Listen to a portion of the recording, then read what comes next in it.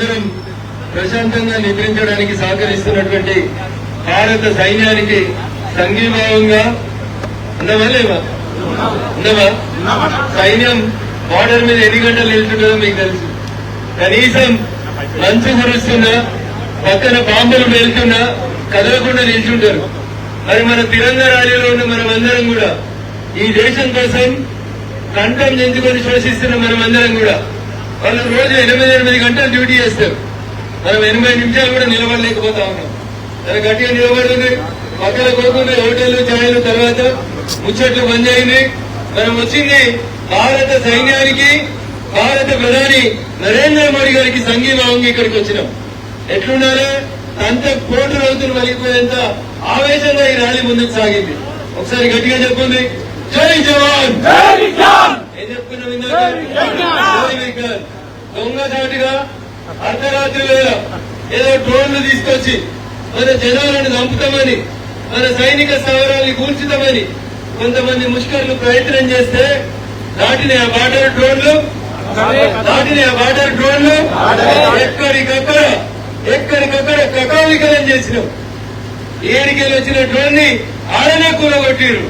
ఎవరు తయారు చేసిన అవన్నీ? 10 ఏళ్లలో ఈ దేశం స్వయం సమృద్ధి చెందాలని, నా దేశం ఎవరి మీద ఆధారపడతాని దేనికైనా గుండు సూది దగ్గర నుంచి మొదలుకుంటే ఫిరంగి దాకా ప్రతిదీ గంట మీద తయారు కావాలని మేక్ ఇన్ ఇండియా అని నరేంద్ర మోడీ అంటే కొన్ని కుక్కలు మొరిగినాయి. ఈ దేశంలో ఏం తయారైతాయి? అన్ని చైనాకేలు వస్తాయని మొరిగిండ్రు. చైనా విమానాలని కూల్చినవా కూల్చలేదా? అప్పుడేనా చైనా బజార్లో దొరికే సామాన్ అగ్గు అని కూలిందా లేదా? ఎవరు గట్టిగా నిలబడ్డారు? జనం నిలబడ్డం. నరేంద్ర మోడీ గారి నాయకత్వం నిలబడింది. మేక్ ఇన్ ఇండియాలో తయారైంది. ఇంకా గర్వంగా చెప్పాలంటే మన భారతీయ నగరంలో సైంటిస్టులు తయారు చేసినటువంటి క్షిపణులు పాకిస్తాన్, చైనా ఇంకా ఇతర దేశాల నుంచి ఇచ్చినటువంటి క్షిపణులని ఎక్కడికక్కడ ఊహిస్తుంటే ప్రపంచం ఏం జరుగుతుంది, భారతదేశానికి ఇంత శక్తి ఎక్కడనేది ఒక రకంగా ఆలోచించాల్సినటువంటి పరిస్థితి వచ్చింది.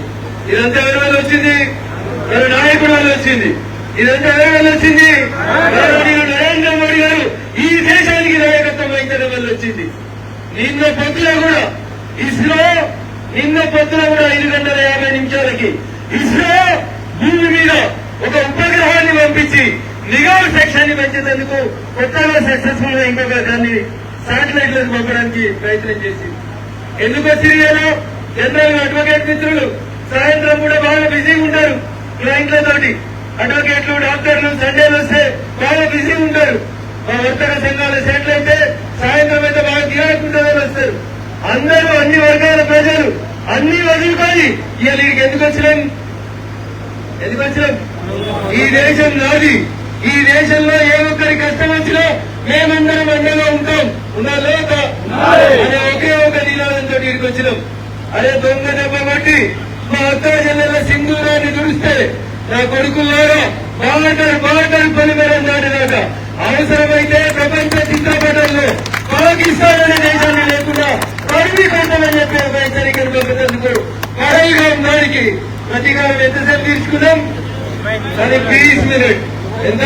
20 నిమిషాలు. హైదరాబాద్ లో చెప్పిండు 20 మినిట్ కా మోకా దేకో మారాకని. ఏమైంది? ఇండియన్ జవాన్లకి 20 నిమిషాలు ఇస్తే పాకిస్తాన్ ఈ దేశ ప్రపంచ చిత్రపటంలో పాకిస్తాన్ అనేది కనబడకుండా చేసిరు. మనోళ్ళు చేసిరా లేదా? పాకిస్తాన్ దాదాపు 3 దశాబ్దాలుగా మనకు దేశం కావాలని కొట్లాడుతుంది.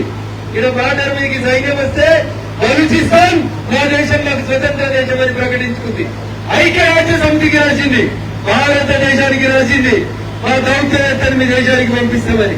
ఉత్తరనే అయితలేదు. ఇది చాలా సంవత్సరాల నుంచి అనేక మంది కొట్లాడుతున్నటువంటి విషయాలు ఒక్కరితో సాధ్యమవుతుంది. ఎవరో ఒకరు ప్రపంచం మెచ్చిన నాయకుడు నరేంద్రుడి నాయకత్వంలో ఏమన్నా ఈ దేశం దిక్కు చూసిన మహారమితల సింధూరాన్ని తుల్లా చూసిన వీటో ప్రపంచ చిత్రపటంలో మీ అడ్రస్ ఏమైందని అని చెప్పినాం. చైనా స్టేట్మెంట్ ఇచ్చింది, పాకిస్తాన్ రూపురేఖలు మారితే మేము ఊరుకోబోదు ఉన్నది. మరి నువ్వు ఊపిరేది లేదు, చేసేది ఏం లేదు.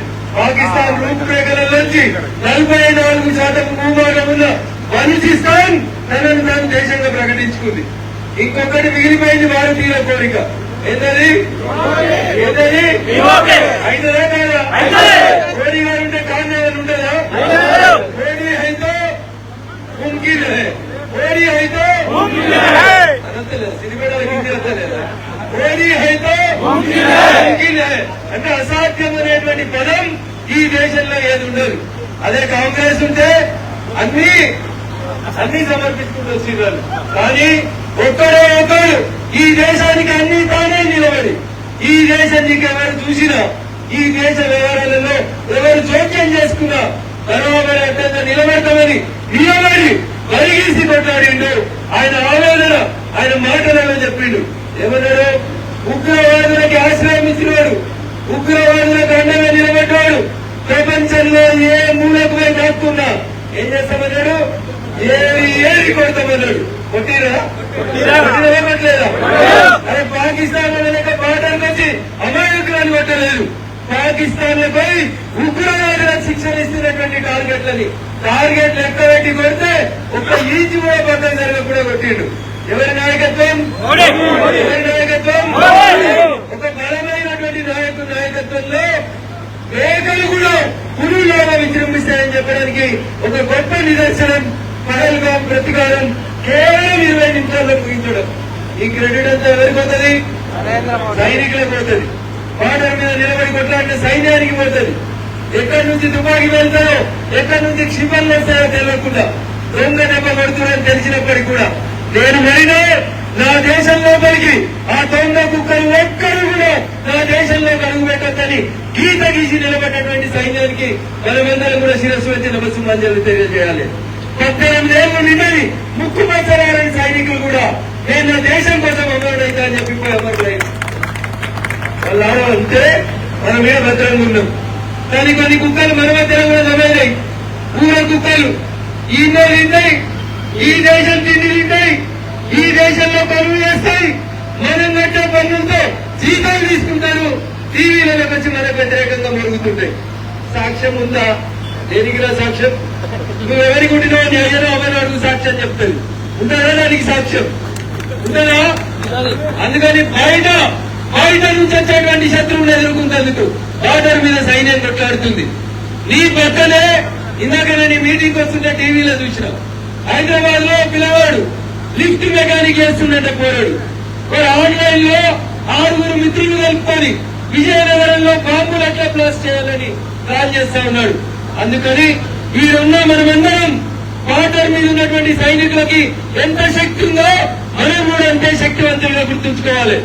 మన పక్కన ఎక్కడైనా ఎవరైనా ఒక్కరు అనుమానాస్పద పరిస్థితులలో కనబడితే జాగ్రత్తగా ఉండాలి. పోలీసులకు చెప్పాలి. మనకు మనమే చైతన్యవంతం కావాలి.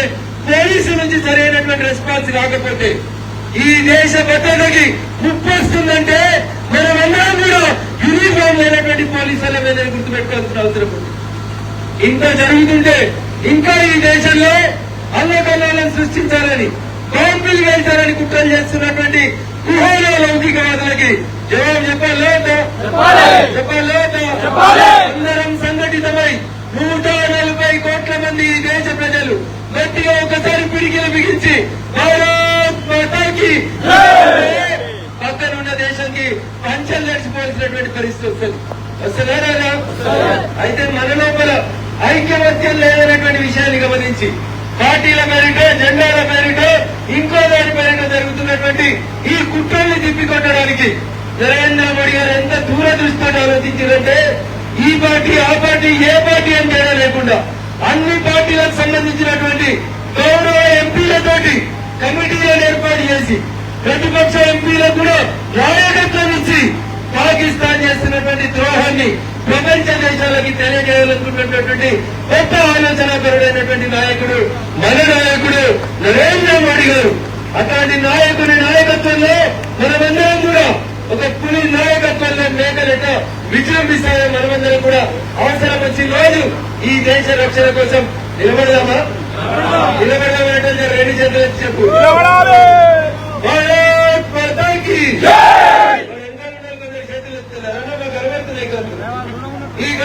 పుట్టి ఈ గడ్డ సముద్రంలో ప్రతి ఒక్కరికి ఈ దేశాన్ని రక్షించుకోవాల్సిన బాధ్యత ఉంది. ఉందా? అన్న చేతులు ఉన్నదందరికీ రెండు చేతులు ఎత్తుంది.